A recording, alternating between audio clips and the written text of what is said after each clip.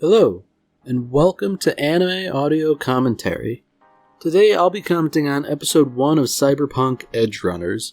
If you'd like to watch along, then start watching now.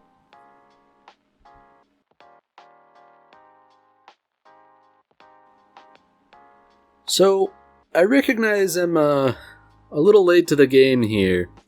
This anime came out in September of 2022, and, even in terms of watching it, I was a little late to the game, It was only when I started hearing really good things about it that I decided to watch it, and that first viewing of it just absolutely gutted me.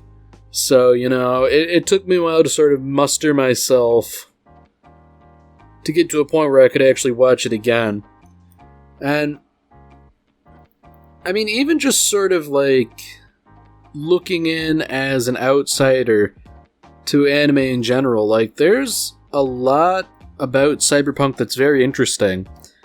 Because, obviously there's the video game Cyberpunk 2077 that this is sort of loosely based around, adapted from, coinciding with.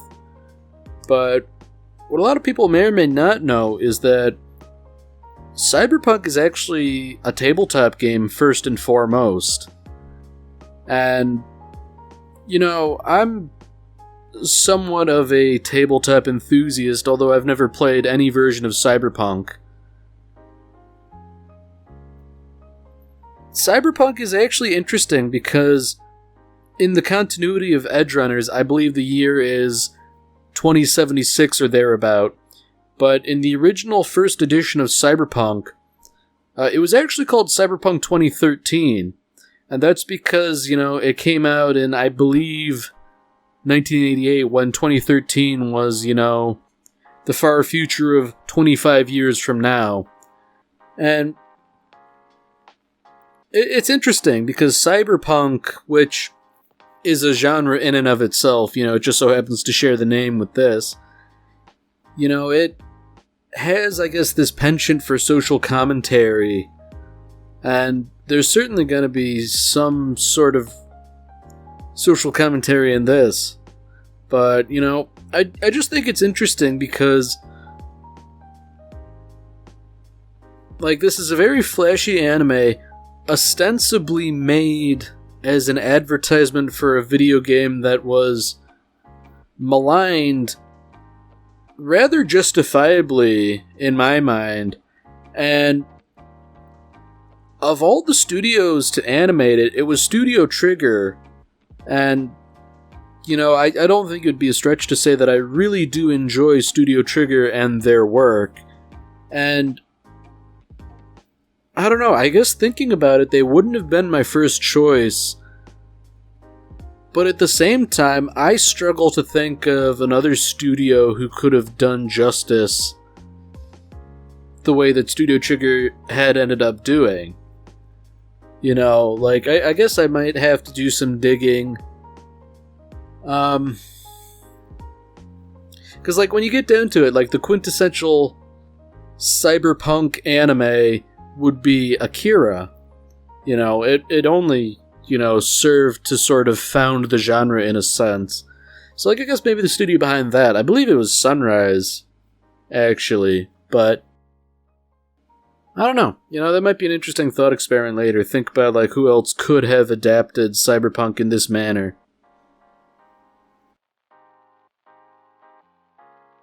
So already, there's a lot of, I guess, interesting lingo and stuff going on here.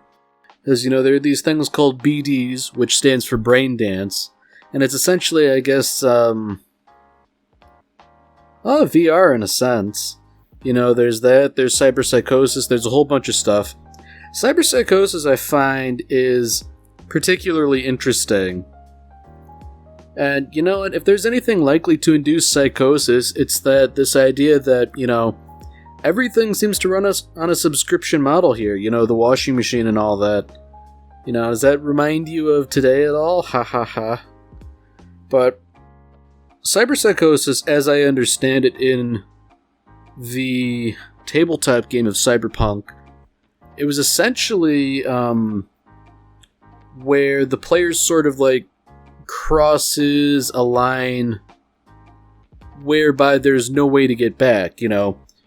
Your character, by installing too many implants and mechanized upgrades, has lost something fundamental in their humanity, and therefore the Dungeon Master says, okay, you can't play this character anymore. They are now a non-player character under my control. And I think that's interesting because it doesn't necessarily turn them into a homicidal psychopath like the cyber psycho we just saw earlier, you know, Colonel James Norris. But, because, you know, like, a non-player character doesn't necessarily need to be antagonistic, although a cyber psycho, given that they now relate more to machines than to their fellow man, you know, it only makes sense that it would sort of, you know, generally be antagonistic to anybody with more flesh than steel.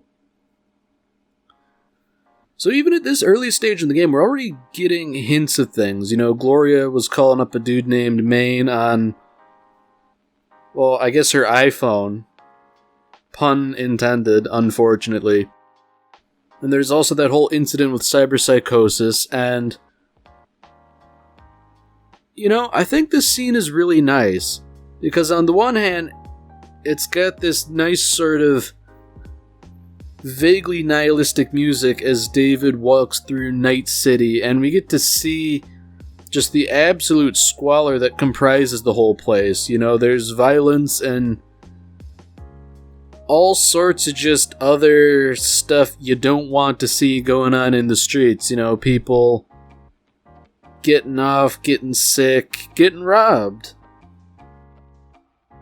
And we also see Trauma Team, which is sort of like, as I understand them, you know, like emergency healthcare, but in a sort of hyper-corporatized way where, you know, if you don't pay, they do not care about you, but if you do pay, they care a lot until you can't pay. And it's, you know, it really just feeds into this whole sort of sense of nihilism and hopelessness that suffuses the entirety of Cyberpunk. And, I mean, there are like little hints that this is not the case. You know, David isn't totally resigned to the fact that life is horrible and will always be horrible. You know, he's still a kid after all, and generally speaking, kids aren't so terminally nihilistic right away, at any rate. You know, David's taking an interest in members of the opposite sex, after all.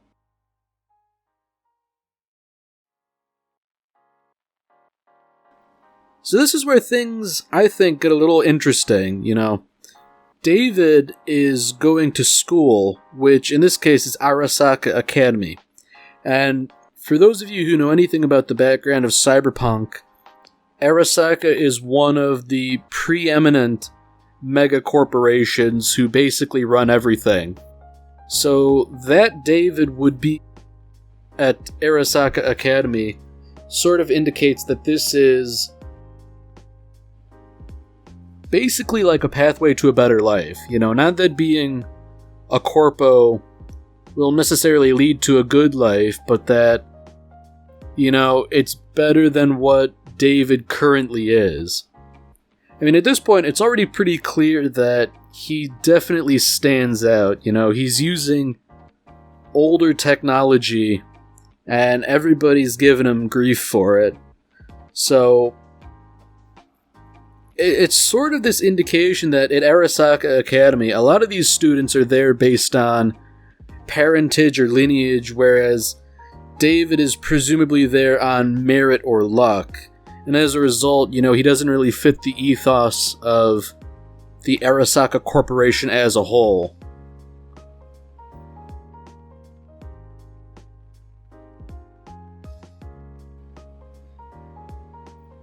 Yeah, so this is unfortunate. You know, David's technology basically bricked everybody else's headsets, and therefore he and his mom are gonna have to pay. You know, David was essentially trying to shortcut a software update that would cost money, and in doing so, he's really landed everybody in trouble.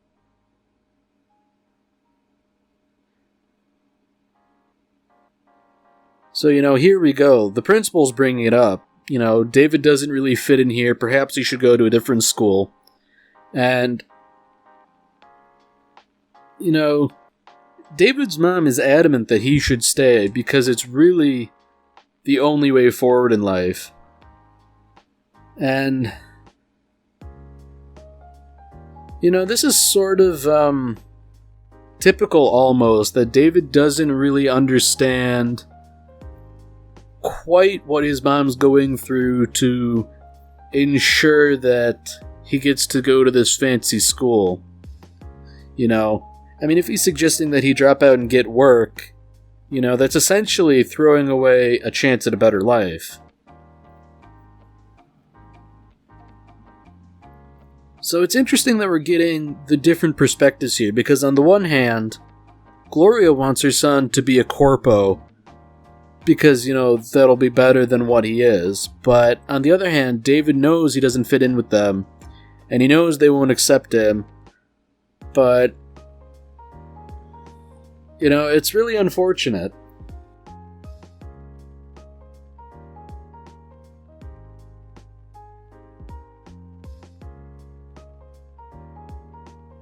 So part of the issue here is, I guess, the overall structure of Night City, in that it's highly nepotistic, Some of it might just be Gloria, fawning over her son. She's kind of biased. But if he really is smart and talented, he would be able to advance in the society, and that it's essentially only through the machinations of others that he doesn't, He doesn't have the lineage.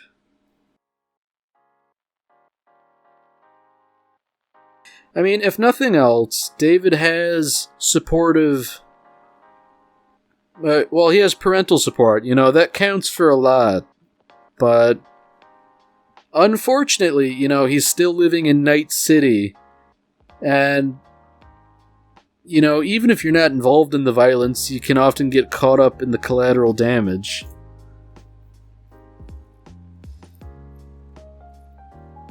It is rather crazy to think of all this sort of gang violence going on with not just, high-grade weapons, but explosives and things like that coming into play.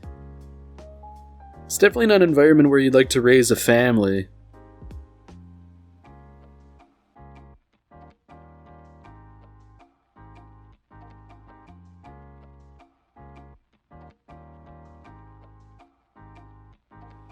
So once again, we have, I guess, a little dose of reality here. The trauma team has showed up, and they're scanning both David and Gloria, but, they're not policy holders with the trauma team, so trauma team doesn't help them.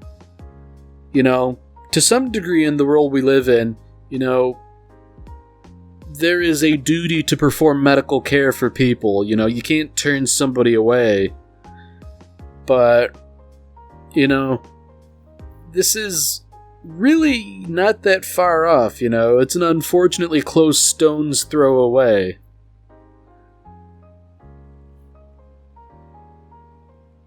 So unfortunately, David is cognizant of what's happened. Trauma team just basically left them to die. So unfortunately for David, his mom is stable, but she isn't awake right now. She's still unconscious, and visitation is not included in the package he's paying for. So, there really is nothing good about this situation. He has 3 days to pay him back, and he can't even visit his mom. Naturally, everything now falls on David. If he wants to pay to keep the lights on and do all that stuff, he's gonna have to do all the legwork. Even his apartment is denying him access because of late payments, but I guess, fortunately, everything is ramshackle enough and David is smart enough to sort of bypass the security, but, it really just cascades.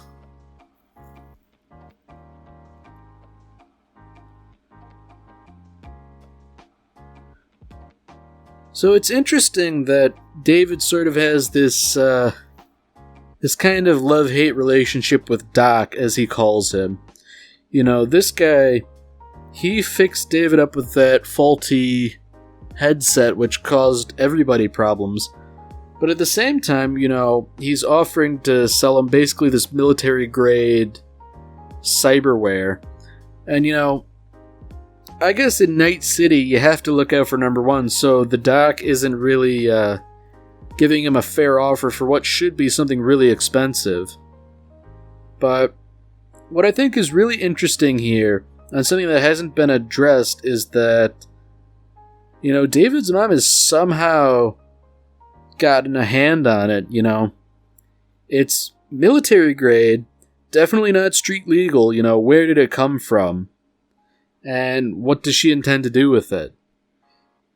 Part of it is, it's just Night City. You have to do illegal or unethical things to survive.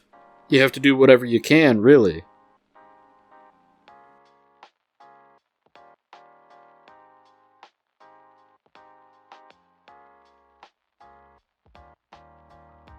So, just to reinforce the message that David really isn't welcome at Arasaka, it would seem as though some of his fellow classmates are here to give him a reminder. And, there's a definite edge here that's like, yeah, we don't want street kids in our class here. It is also, I think, fairly notable that everybody's kind of upgraded to a degree, but David's classmates seem to have, a little bit more, and that's something in Cyberpunk. Everybody has some degree of cyberware, but, the higher echelons of society have more and better.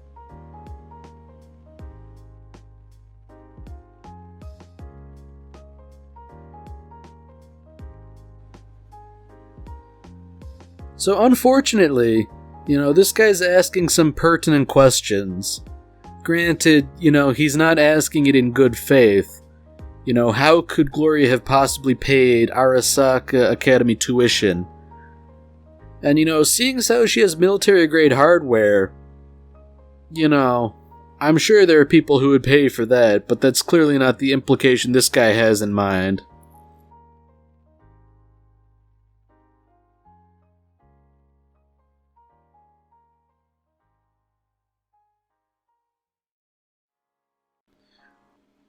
So unfortunately for David, he's risen to the bait, but, he's clearly no match for this guy, considering all the various implants he has. And this is actually something I like, when an implant sort of activates, you get to see, the neural pathways and all that being traced out in the human body. It's, maybe gratuitous isn't the right word, but, it's a neat little thing, and I like it.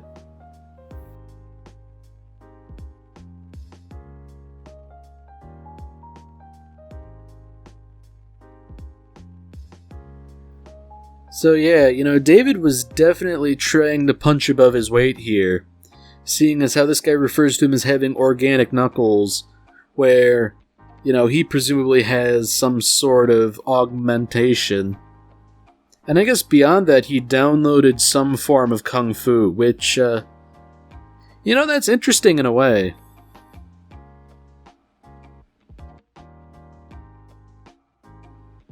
So, if being beaten up at school weren't bad enough, it seems as though Gloria has, not survived. And, if that weren't enough of a kick in the teeth, she died, and because the package she ordered was so discounted, there was only so much they were willing to do. And beyond that, the medical orderly said, she really seemed overworked. For David, that's gotta be a real kick in the teeth, seeing as how she was overworked on his behalf. And he was really just contemplating, throwing that all away. And, I guess he really doesn't have much of an option anymore. Like, whether he wants to or not, his chance at Arasaka Academy is swiftly slipping away.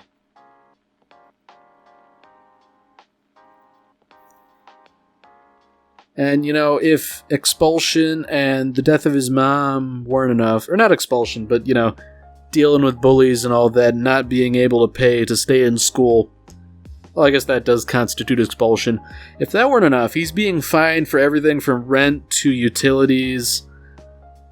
Like, he's a kid. He doesn't have a job.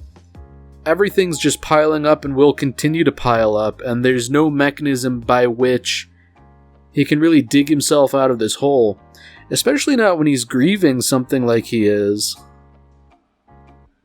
I mean, fortunately, he is smart enough and everything is ramshackle enough that he can get around things, but, his only recourse is to sell that Sandevistan, and Doc is giving him the runaround, The lowball offer from yesterday has been decreased even further. David really isn't in a good position, and to be fair, it's not like he can really expect anybody to just sort of help him, but...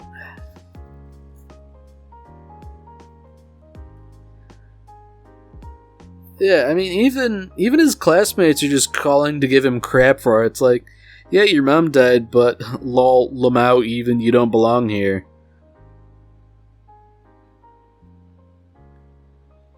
Yeah.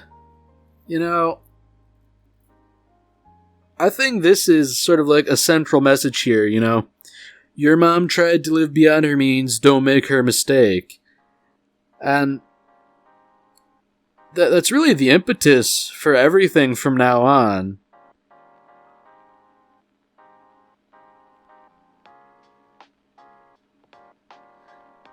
So David is no longer interested in selling the military-grade Sandevistan, If that guy thinks he can beat him up and, insult his recently departed mother, that's not gonna fly. And, David's just sort of saying this casually, like, about time I chrome up with this thing, but, that's a pretty big ask, all things considered.